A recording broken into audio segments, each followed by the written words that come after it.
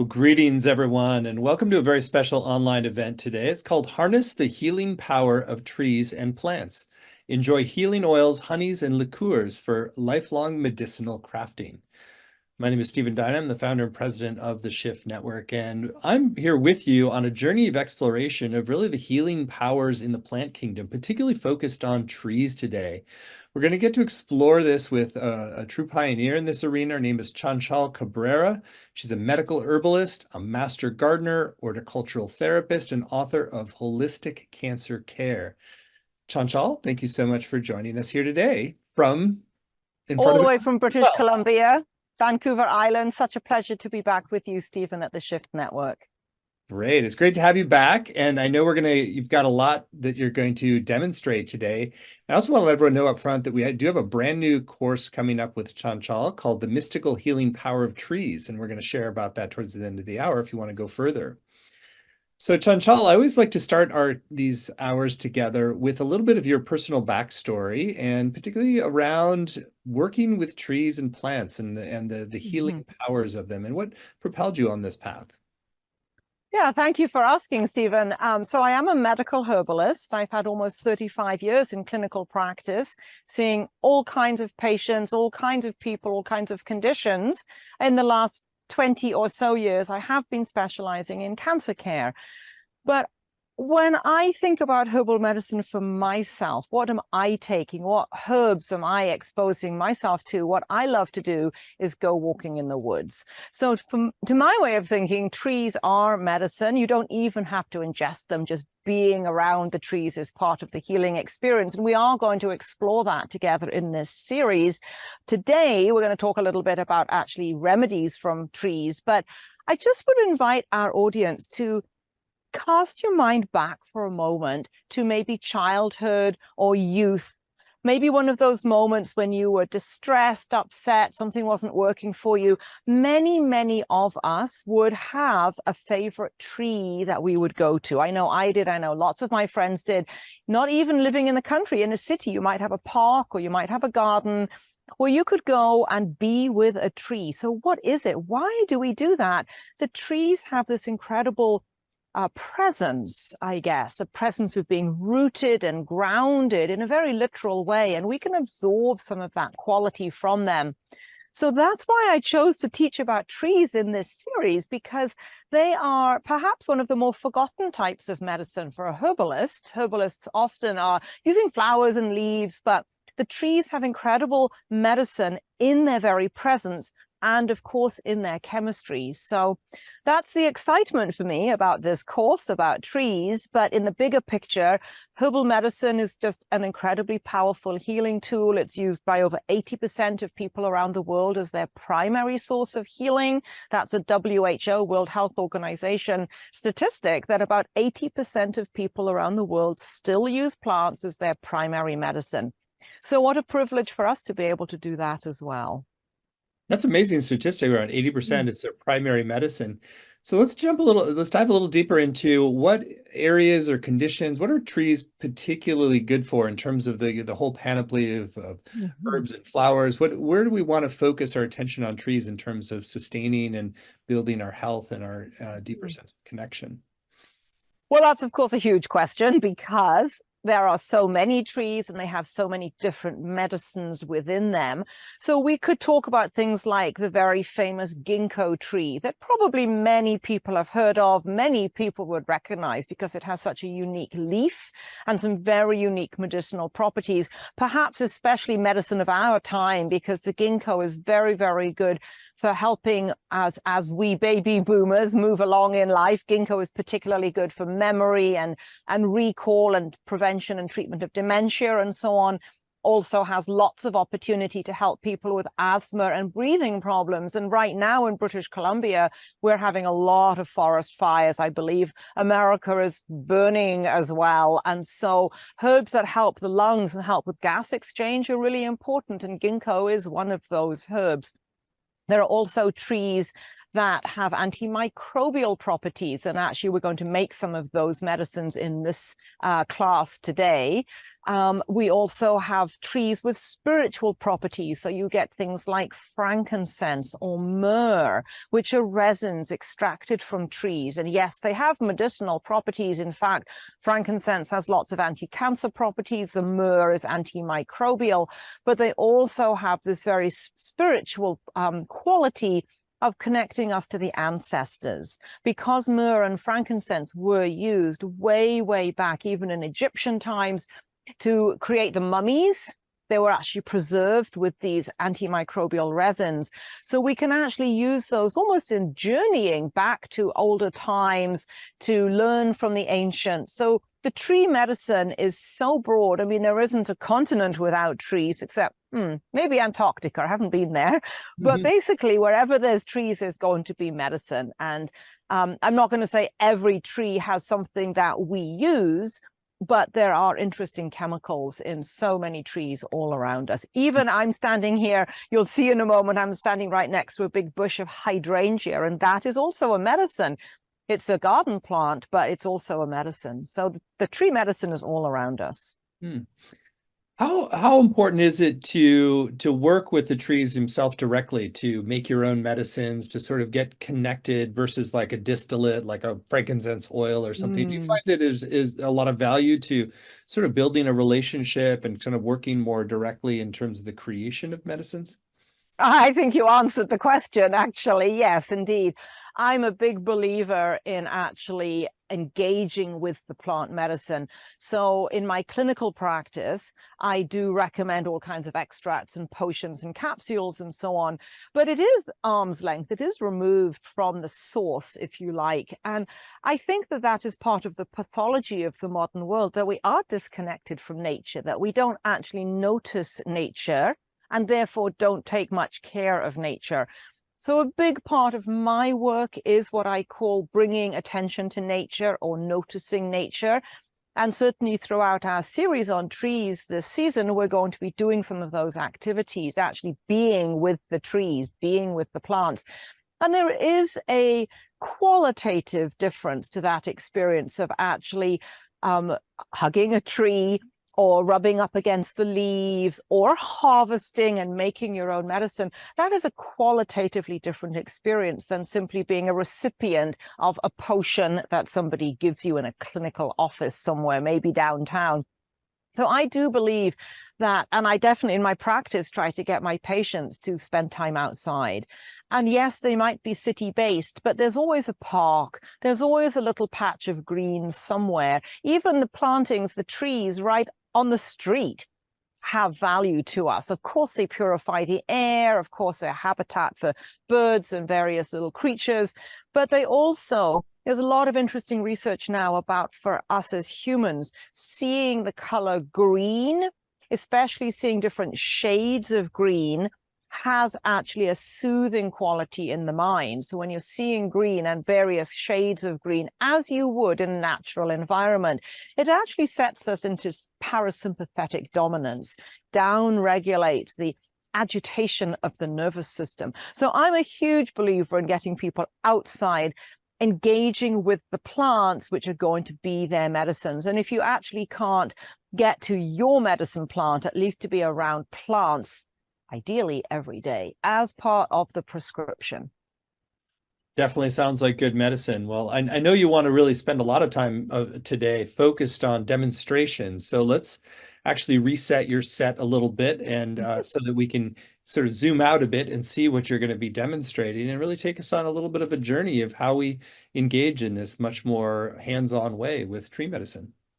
So we're going to try making a few remedies here with trees. The very first and most important thing to do is to know that if you're going out to harvest any medicine, tree or otherwise, that you have the right plant. You definitely need permission to pick. So make sure that where you're picking is somewhere you're allowed to pick and that the property owner is okay with you picking. Make sure that it's a clean site, that there hasn't been any agricultural sprays or industrial chemicals that have landed on that property. You want to make sure that the water is clean. You're going to make medicine, so it does matter that it's really pure. And then you want to identify your plant. So I have a number of books that I use. This is Wild Trees of British Columbia. This is Trees and Shrubs of the Pacific Northwest. Wherever you live, you need to get plant identification books and tree identification books from your area, because they are quite different in different parts of the country. And so, you know, a pine tree in the Pacific Northwest might look quite different to a pine tree on the East Coast. And if you're not familiar with those, you could get a little confused as you're harvesting.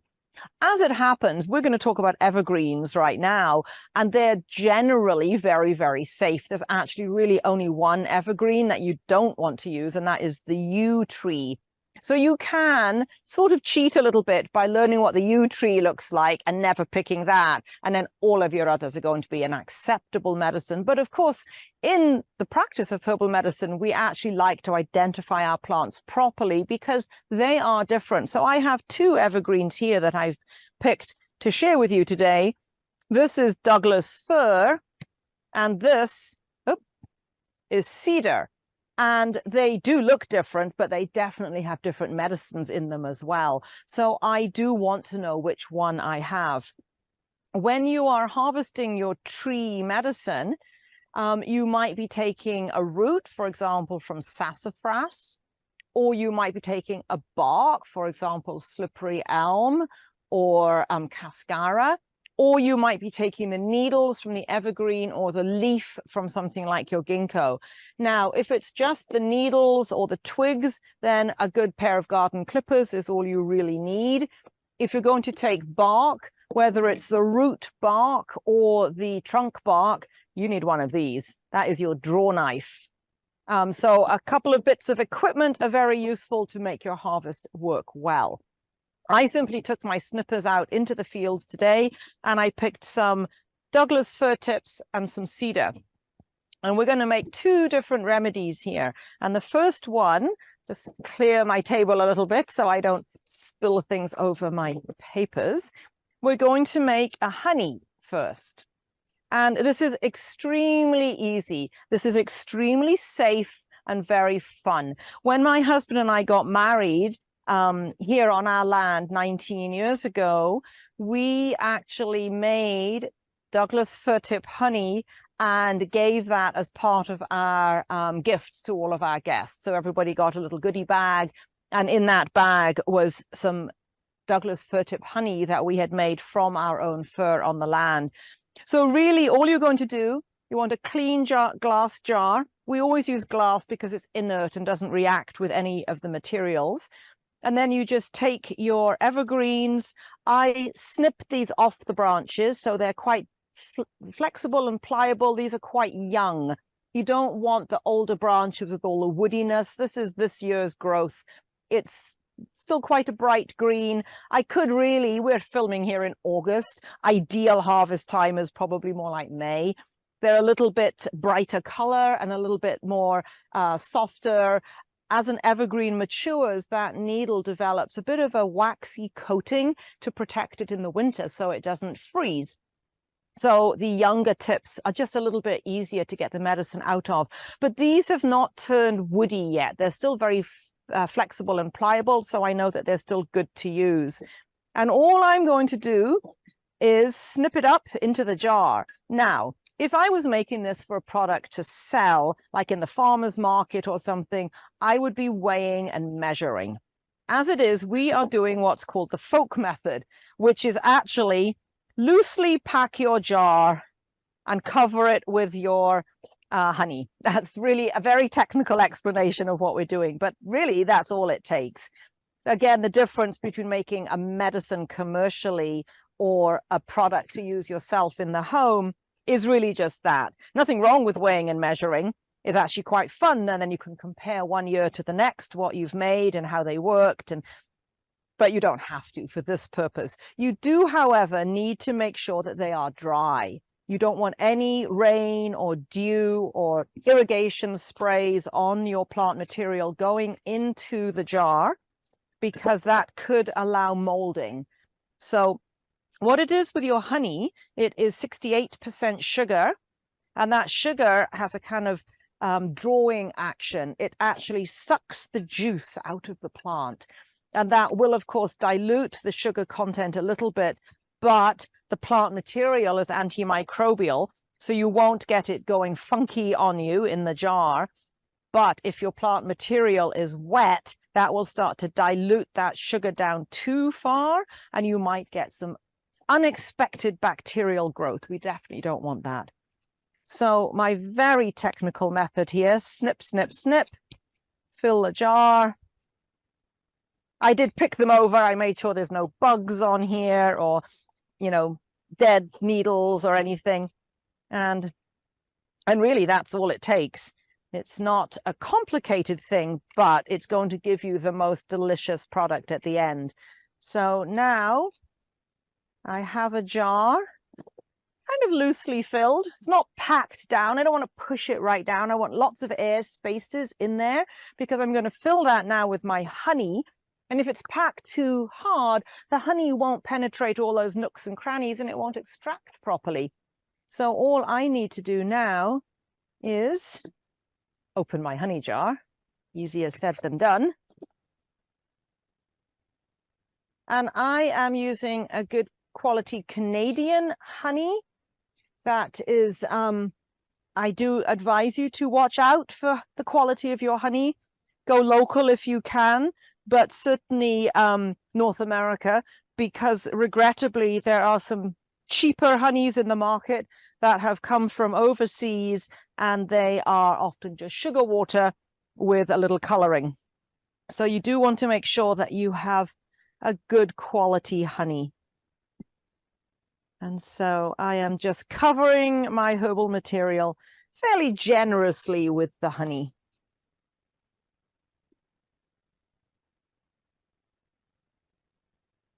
And there it is, floating away in the honey jar. And I will come back afterwards. I'm not going to do it now because I'll get all sticky, but I will come back and push that honey, oh, sorry, those needles down under the honey. Now, two other things you need to do. You need to label it. You need to write, on this case, Douglas fir. If you have weighed and measured, this is a good time to record that. I'm going to put the date that I'm setting it up so that in 2 weeks' time, I will know that it is time to strain it off. Now, one other thing to remember, so I've just labeled my jar.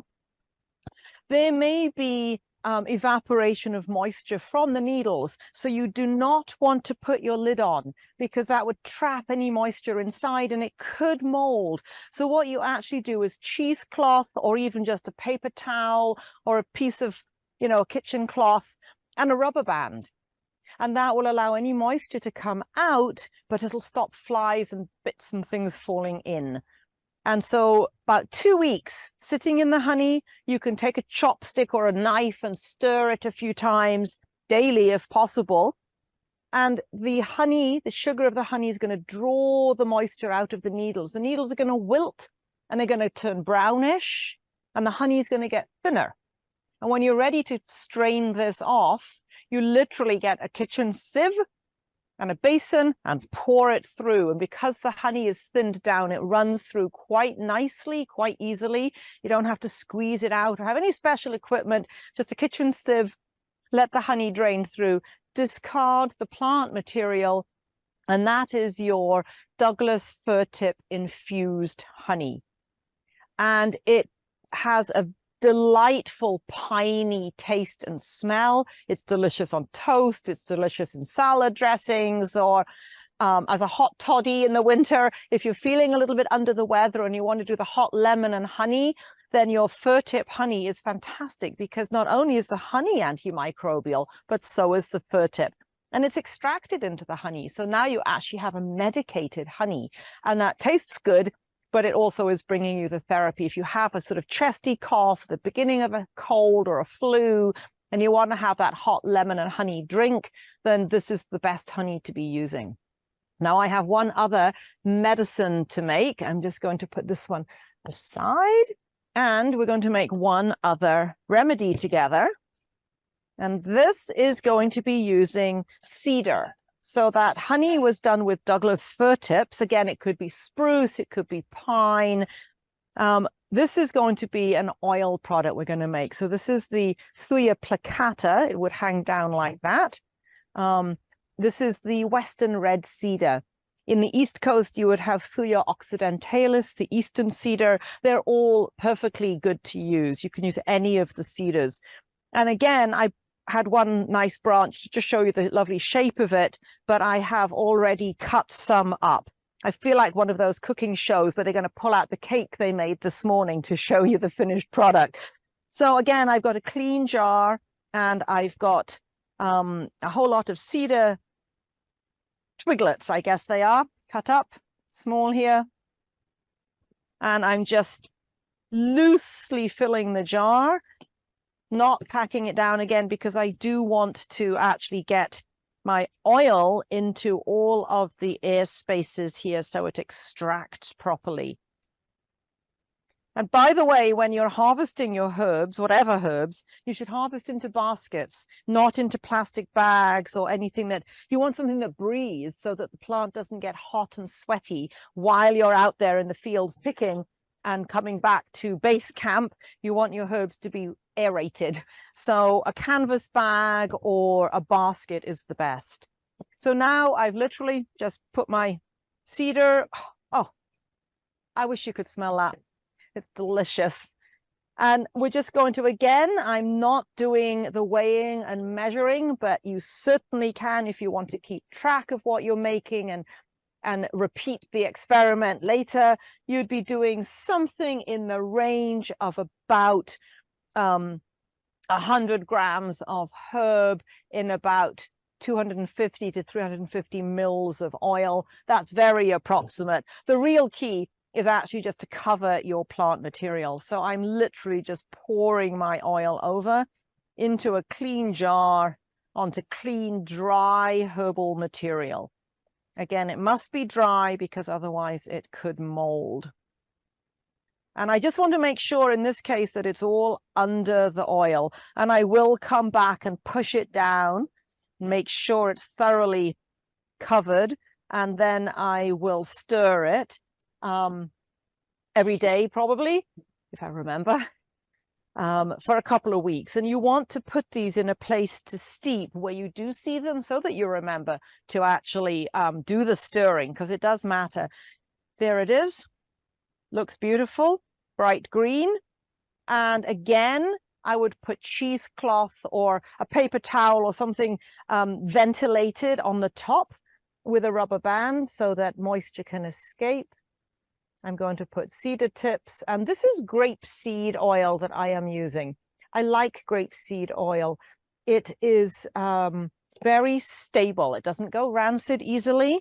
It doesn't have a smell of its own, so there's no objection. It's very light on the skin. It's very pleasant to use, and it's full of antioxidants. So the grapeseed oil itself is also good as a medicine. So there we have it. Cedar tip in grapeseed oil. And oops, I forgot to date it. You definitely want to put the date so that you know in a couple of weeks it's time to take it out of the oil. And very much like the honey, you just get a kitchen sieve and pour it through. The plant material will stay behind, the oil will come through, and then you have your medicated oil. So soaked in oil, soaked with the cedar tips, is going to extract the medicine from the cedar. What is that medicine? Well, this is particularly good as an antiviral. That is one of the properties of cedar. So you might be able to use that oil, for example, to make a lip balm for somebody who's getting cold sores, which is the herpes virus. And this might help to drive that down again. You know, the herpes virus never goes, but you can push it back into dormant state. Or if you have any kind of fungal infections on the skin, that oil is also antifungal. So if you have athlete's foot or ringworm, you might be able to put that oil on.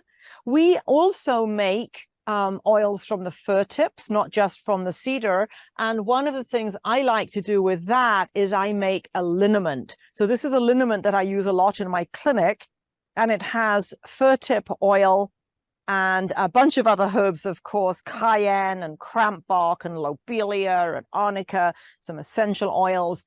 And what that does is it penetrates, and it is a muscle relaxant and a pain liniment.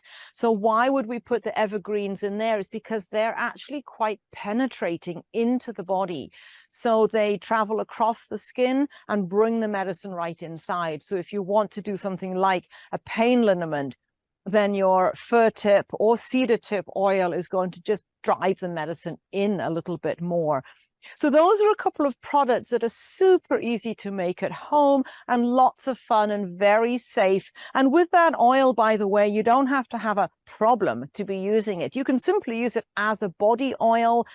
You could turn it into some kind of salve if that's something you enjoy doing with your beeswax, to make it into like a hand cream or something like that. It's actually very, very good for that cracked skin that you can get in the winter months when you get really cold and dry skin and your fingertips crack.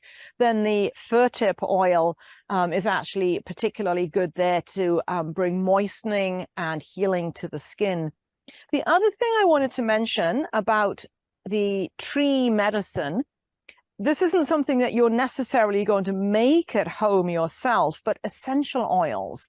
In one of our classes in our series, I will be demonstrating the still and showing you how to make essential oils, but much of the time, you'd be buying bottles of essential oil in a reputable health food store from a good quality supplier, because there is some not so great stuff in the marketplace. The ones I pulled today from my dispensary, I've got frankincense, I've got cedar, eucalyptus, pine, and sweet birch.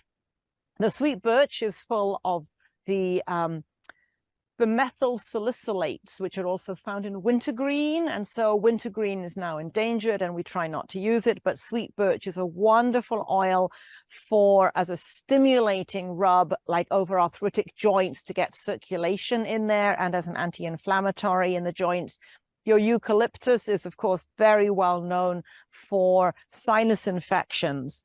And so one of the things you can do with your essential oils, and the other ones I have here, the pine, the fir again, these essential oils, they're distilled out, super concentrated, like the essence of the plant, really, the essential oils, it's the essence of the plant there.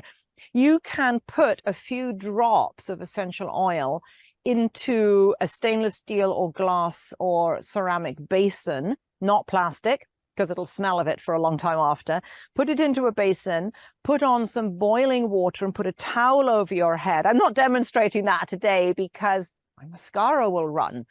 So, but you can put a towel over your head, inhale that steam, and it's bringing you medicated steam right into the lungs. So the evergreens and the eucalyptus have really strong antimicrobial properties. You inhaling that, you're getting antimicrobial properties right into the lungs, right into the sinuses. Super easy way to deliver the medicine. You're not even ingesting it, you're just breathing it.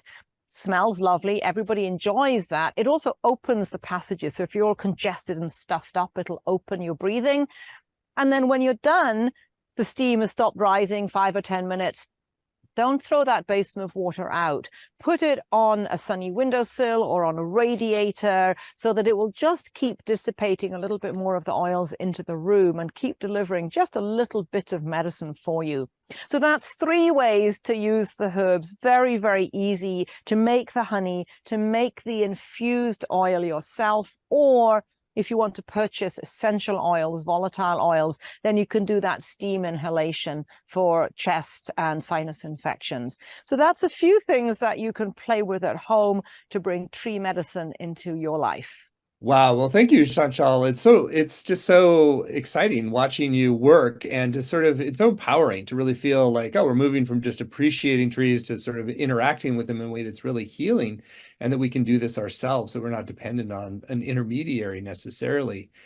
I'd love to dive a little deeper into the medical aspect of this, since you're a medical herbalist, and so you're often pairing these remedies with specific ailments or imbalances in your system.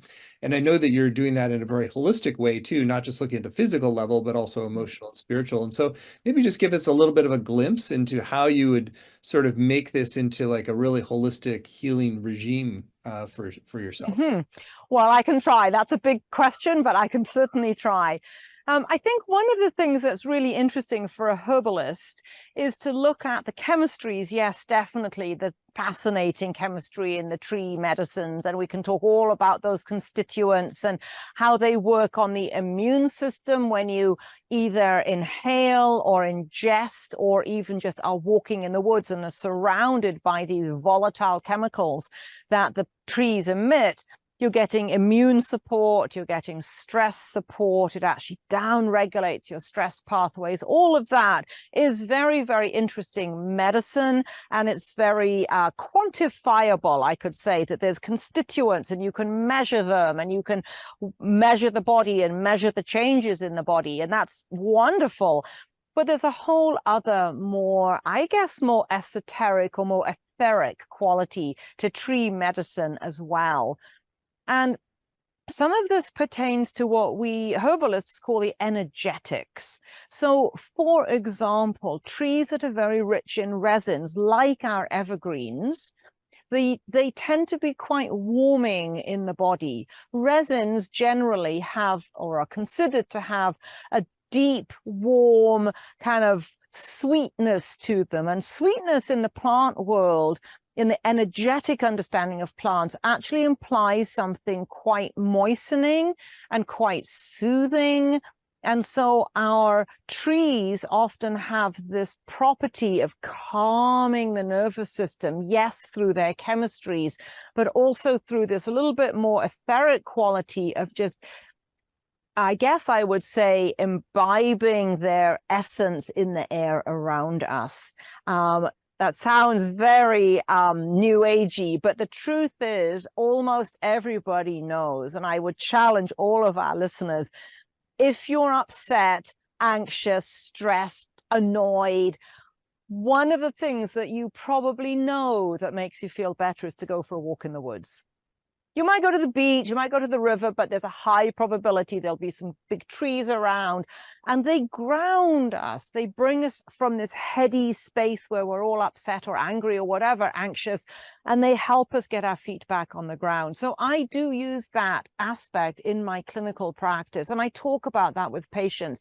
So, I work mostly in cancer care, and those patients are very stressed, obviously very anxious, and often quite disconnected from nature because they're spending a lot of time in medical facilities, in hospitals, in clinics, in places they definitely don't want to be.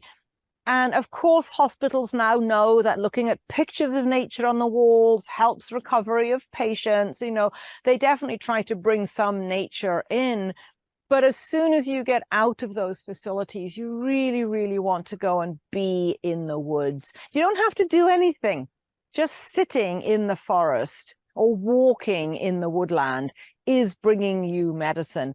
So in terms of clinical practice, I think this is something everybody can do. You don't need a qualification to go for a walk in the woods. But if you're a clinician, if you're a practitioner, and you want to expand that practice a little bit more, then taking your patients out to the garden, taking your patients for a walk in the woods is a lovely thing to do. One of the things I do sometimes is I take herb walks. I lead groups out to look at plants, and you can theme that herb walk. You could theme a walk around looking at trees, or you could theme a walk perhaps for lung health and go look at all the trees that would be useful for lung health. Now, obviously, I live in a botanic garden, so I have the great luxury of a lot of different trees that are not native to my area. But of course, many of us have access to some kind of planted areas, whether that is a park or a botanic garden or just a forest, actually. There's going to be quite a range of things in there. So I think it's just really about us as individuals being willing to sort of think outside the box and say, yes, I can ingest a medicine. I could take a herbal pill or a herbal potion of some sort, but I can also get my medicine from simply being with the plant, and especially the trees, because of the volatile components that they have, these essential oils that trees usually carry, often carry, they emit into the air, and you literally can sit with a tree and get the medicine on a physical level. But also you sit with your back up against a big strong tree, and it is just giving you that backbone. It's giving you that strength. It's imbuing you with its rooted, grounded energies. And some of the trees, for example, the oak is well known in the flower essence world to bring stability and bring strength. We actually recommend an essence of oak made from the oak flower, actually, in the flower essences. We use that to help people who are blown around by every breeze, who aren't grounded, who can't make decisions, who can't move forward in their life because there's too many choices and they don't know where to go with that. So if you want to get that kind of solid core representing the trunk of the tree, then you would be using oak as the most rooted, solid tree that we have. So there's all sorts of ways of bringing tree medicine in, both very practical and pragmatic on the sort of physical, biochemical level, and then also on this much more esoteric, etheric level. And you can do it all. You can do it all in the one time in the same remedy. You can actually, for example, I could provide somebody with an extract of the cedar, and I could invite them to walk in the forest and look for cedar. I could even give them a seedling to plant somewhere. And if they don't have a garden, they might have to do some guerrilla planting and put it somewhere that they can visit it regularly and get that kind of medicine from it. Well, it's a beautiful validation of our natural instincts to get out into the woods to refresh ourselves and to really understand that from a clinical standpoint, how beneficial that can be with the aromatics and also the energetics, as you described so beautifully. There's one area that I also thought could be good to explore a little bit more deeply, which is the immune system. How can we work with trees in a way that really boosts our immune system, since that's upstream from so many other disease processes as well? Yeah, it's a great question, because I think we're all concerned about our immune system. Post-pandemic, everybody's aware that, hey, your immune system really matters. So what can we do? So absolutely, the trees can be very useful. So some of the science, some of the research suggests that, again, simply walking in a woodland, especially evergreens, they do emit these compounds into the air. They are actually volatile oils, but in this context, they are called phytoncides. And phytoncides are simply volatile compounds, terpenes, for those that like the technical part. And they're all around us when we are in an evergreen woodland. Then we are actually inhaling those volatile compounds, but they're also getting onto our skin, and they are fat soluble, so they will travel through the skin, and they actually increase your neutrophil count, your neutrophil activity, your macrophage count, your macrophage activity. So they're literally turning up the immune system. And the neutrophils and macrophages are frontline workers in the immune system. They're like the first responders.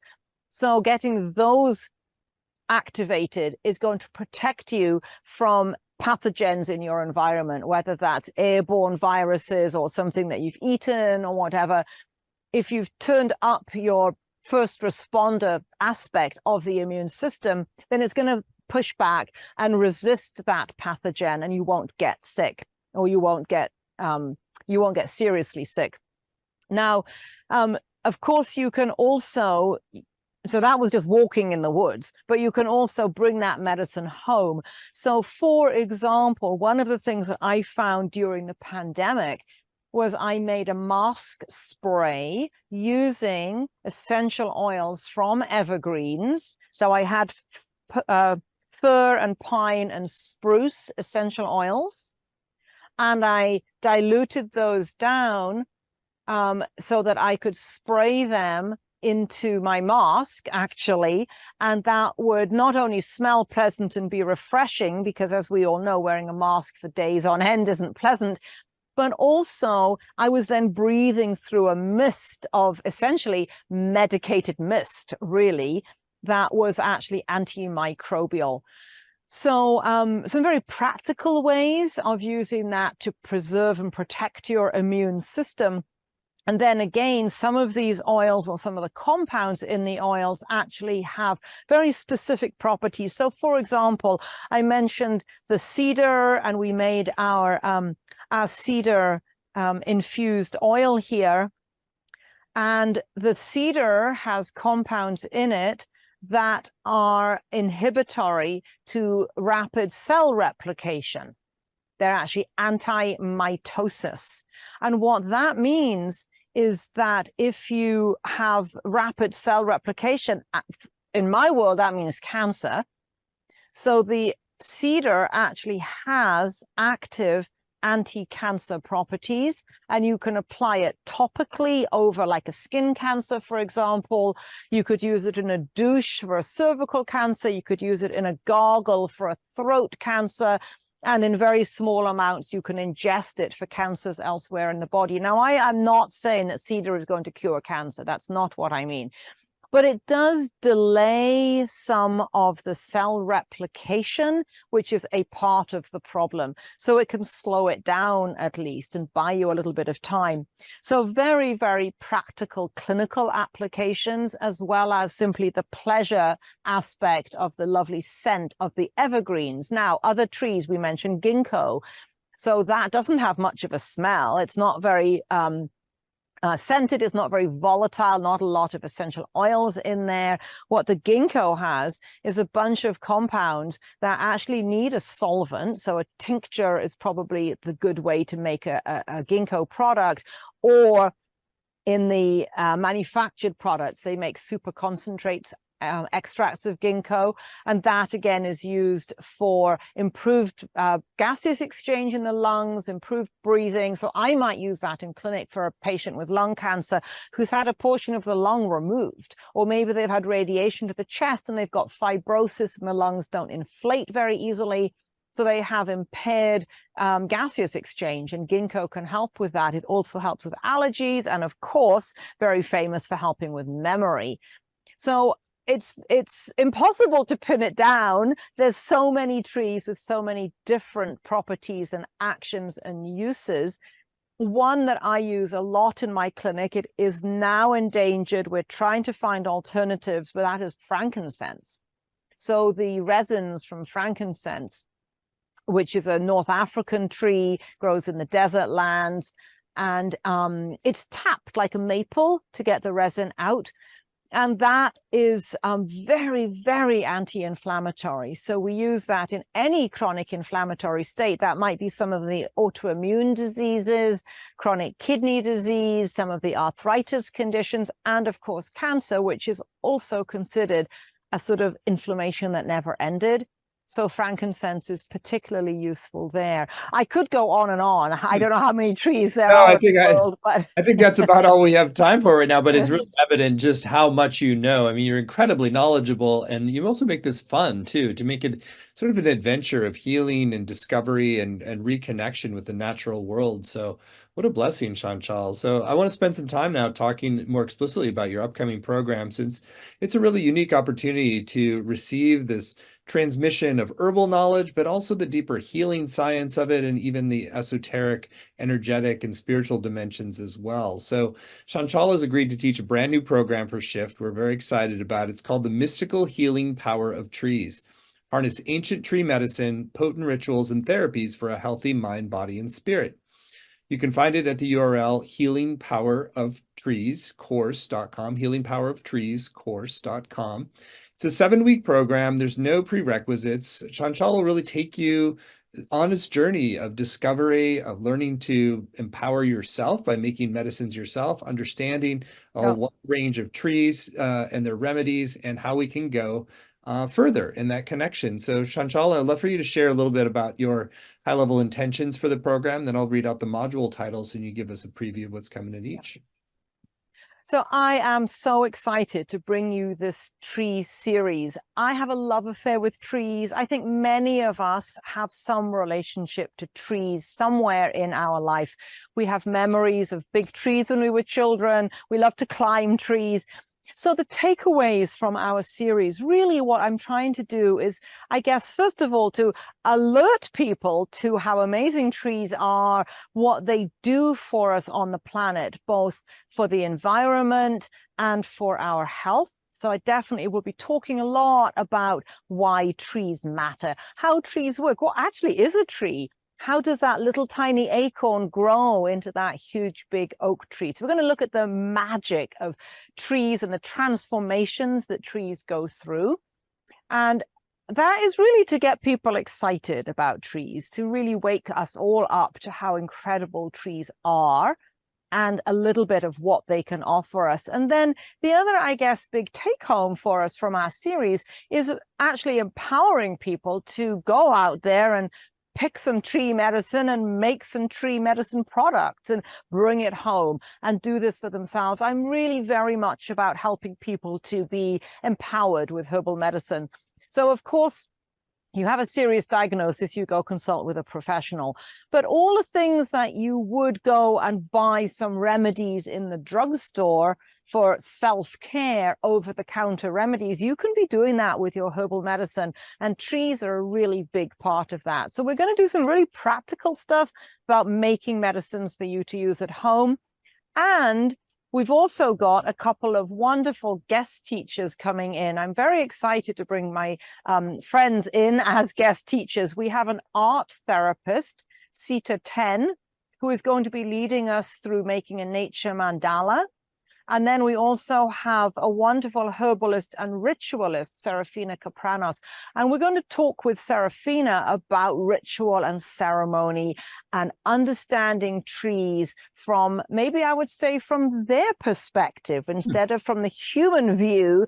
Let's try and get a tree's eye view of the world. So we're going to look at trees from the biggest to the tiniest features, from the most chemistry and constituents all the way through to the art and the meditation practice and the esoteric practices. We're going to try and cover quite a lot here and really bring trees into our life in many different ways. How delightful. What a wonderful curriculum. So let's give a little bit more preview of what's coming in each module. So module 1 is called Explore the Wide World of Trees to enrich your appreciation and knowledge of trees. Mm-hmm. So what I'm hoping to do in module 1 is actually take a bit of a world tour and look at some of the big and special trees around the world, talking a little bit about how they fit into the culture of the country, how they are perceived by the local or indigenous peoples. We're going to talk a little bit about what is wood, literally again, how that acorn grows to be a tree, and how does that giant tree get its water up from the roots into the leaves? And how many hundreds of gallons a day is moving through the tree? So we're going to look literally at the pieces and parts and structure and function of trees, both individually and a little bit more globally. And we're going to do a little sightseeing of special trees around the world and putting them into cultural context in those countries and looking at how they are used and perceived. So it's going to be a world tour, and so big picture and then very small lens looking at the tree itself. How is a tree constructed and how does it function? Module 2, experience Shinrin-yoku, forest bathing therapy for deep healing. So this is a particular passion of mine. I have been to Japan to train in the Shinrin-yoku practice. It's forest bathing. It doesn't literally mean taking your clothes off and getting in water. It does just really mean walking in a contemplative mindfulness practice in the woods. But there's a lot of science, a lot of medical research around this practice now. So we're going to explore some of the research, some of the science, and we're actually going to do some forest bathing therapy together. So we're actually going to go on a walk in the forest here on Vancouver Island. You're going to come with me into the woods and do a little meditation in the forest. Module 3, practice art therapy for emotional release and self-discovery. So this is the first of our guest teachers, Sita 10. Sita is an art therapist who uses nature in her practice a great deal. So she does this work one-on-one as a sort of counselor style, but she also does it in groups. So I have invited Sita to come to my farm and lead myself and some of my staff, actually, through this activity of making a nature piece that expresses our inner joy or inner sadness or whatever it is that we're carrying inside of us that we can express in an art piece using natural found materials. And Sita is going to lead us through that. So again, our audience is going to be invited to do this alongside of me, or to simply watch the video and then go out and gather their nature pieces and do it for themselves on their own time. So it is a guided therapy practice using nature art as the medium or as the tool. And Sita will also be joining us after the video part for the live Q&A. So she'll be coming in so that our audience, if you've engaged in the practice and you have questions about it, or it's brought up emotions for you and you want to talk about what's happened, we will have an opportunity to do that with our therapist. She's not there to solve all our problems, of course, but to help us explore what comes up when we do this kind of work. Module 4, commune with 5 sacred trees for magic and healing.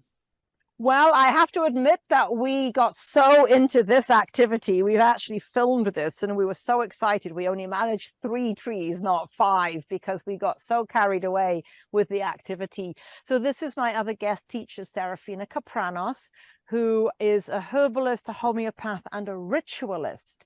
And she is leading us through a different way of looking at trees actually, again, I would say from the tree's perspective rather than the human perspective. So we actually spend some time sitting and meditating and tasting and experiencing some trees and then feeling our way into the tree magic that comes from that.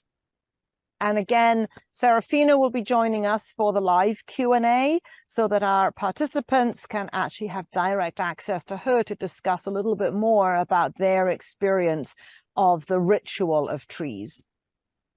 Module 5, make medicine with trees for personal and family care, part 1.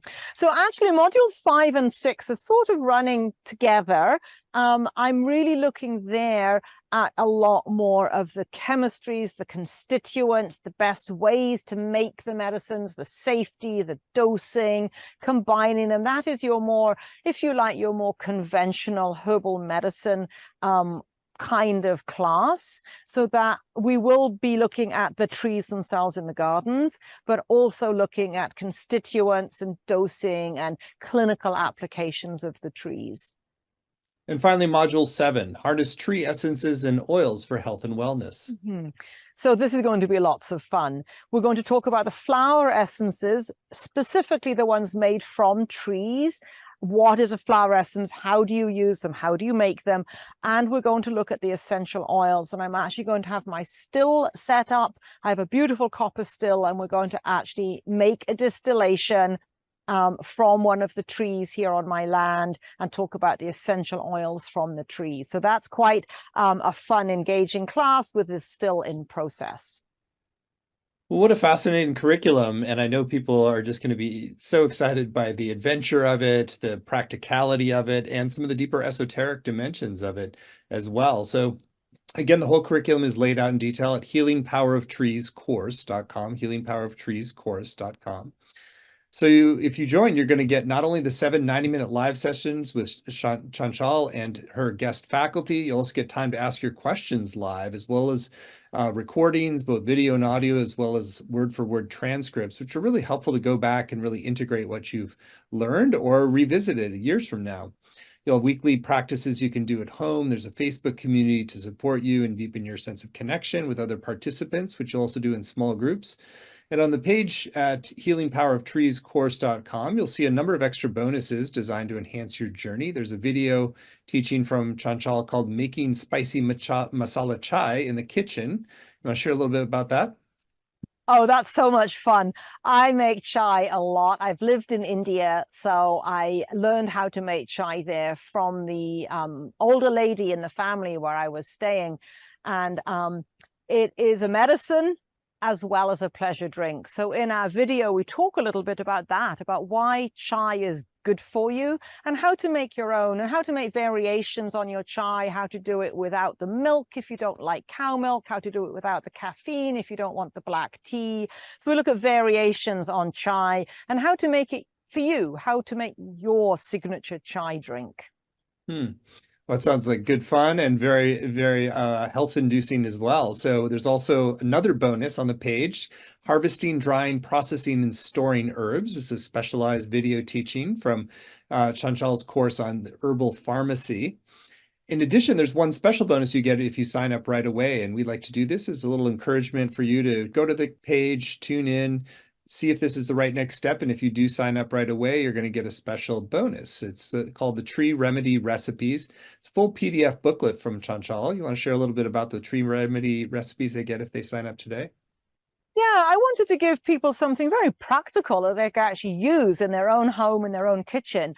So I've put together a series of recipes that I've been using for years when I teach workshops here at my farm. So they're tried and tested. We've done them before. We know they work. And they're fun products to make at home for your kitchen or for body care. And some of them are my own recipes. A couple of them are borrowed from another herbalist, and her name is given there. And because I love to give credit when I've borrowed materials from other people, but they're very simple remedies that everybody can make at home with really simple ingredients and simple kitchen equipment. It's not medicine making in the manufacturing sense. It's kitchen medicine, practical, useful. Oh, and by the way, delicious. Hmm. Great extra bonus and super, super delicious and practical. So great bonus for you to sign up today. That's again, the Tree Remedy Recipes, the PDF booklet. So we've kept the investment for the overall program very accessible. It's just 3 payments of $128, or you save 10% when you pay in full with one payment of $349. The course is going to start September 10th and run Tuesdays at 1 Pacific, 4 Eastern. But even if you can't make the live times, you can still get the full value with the recordings, the transcripts, and the community as well. And on the page at healingpoweroftreescourse.com, healingpoweroftreescourse.com, you also see some great testimonials from people who have studied with Chanchal and her other programs at Shift or in her life. Really great testimonials about the delivery and the teaching, the breadth and depth, the practical value for treating wide variety of ailments. So it's really great to see you're in wonderful hands and you will receive lots of practical value and have a lot of fun as well. So again, it's all at healingpoweroftreescourse.com, healingpoweroftreescourse.com. And you get that special bonus when you sign up today, which is the Tree Remedy Recipes.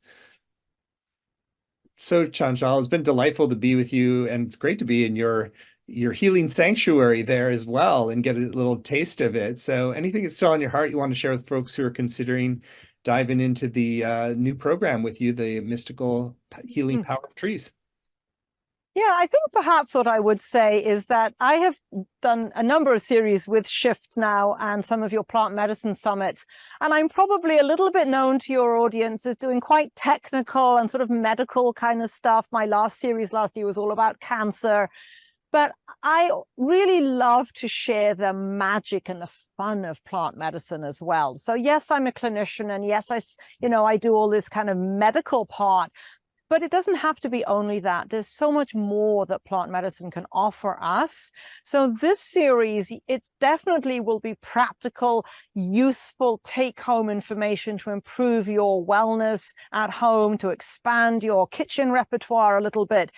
But it's also intended to help each of us to open our hearts to the trees, to be more, I guess, available for the magic of trees to land in us and bring us the healing that we sometimes don't even know that we need. That whole thing about going to walk in the woods when you're upset about something or need to work through a problem, I want to bring that home. I want to embody some of that. So our series is going to be very practical, useful, tangible things that people can make and take, but also lots of fun, and quite deep meditative practices as well. We're actually going to cover a lot of ground in this series, from magic to medicine. Love that spectrum from magic to medicine. That's the integration we all need. So thank you for your holistic approach. Thank you for making it fun and engaging and sharing your wisdom, Chanchal. So thank you all for joining. And if you'd like to go further with Chanchal, you're warmly welcome to at the URL healingpoweroftreescourse.com, and you'll get that special bonus when you sign up by midnight tonight, which is again called Tree Remedy Recipes, a PDF booklet from Chanchal. So thank you so much. Many blessings. Thank you so much, everybody.